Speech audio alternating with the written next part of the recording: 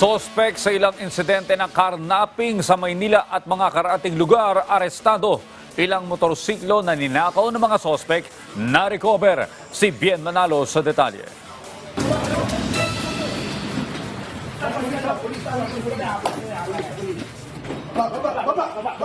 Di na nakapalagpa ang lalaking ito matapos pusasan at arestuhin sa ikinasang follow-up operation ng mga operatiba ng Baseco Police Station sa Baseco Compound Port of Manila. Nakilala ang lalaki na si Jericho Torralba, 29 na taong gulang at sospek sa ilang insidente ng nakawan ng motorsiklo sa lugar at sa mga karatig lungsod.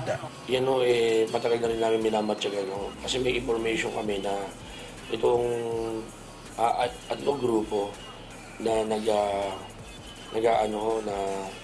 nag-ooperate within Manila and other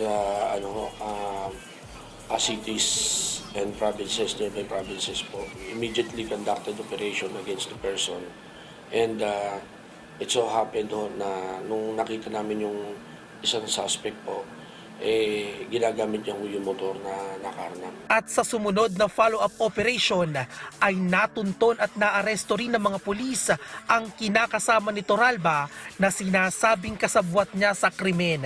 Ayon sa mga pulis, modus na ng mga sospek ang magnakaw ng motorsiklo. Ang nakita po namin in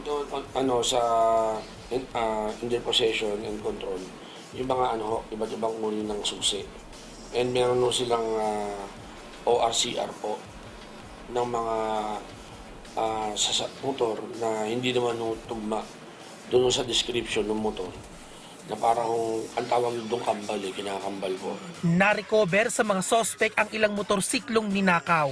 Nagpaalala naman ang pulis sa publiko para hindi mabiktima ng mga kawatan. Pahintingin natin pag-iingat. Tapos huwag natin pabayaan na madali lang makukuha. Lagyan natin ng lock or lagyan natin ng kung pwede natin lagyan ng bakod, yung pinaglalagyan. Nasa kustodiya na ng pulisya ang mga sospek na nahaharap sa kasong paglabag sa New Anti-Carnapping Act of 2016.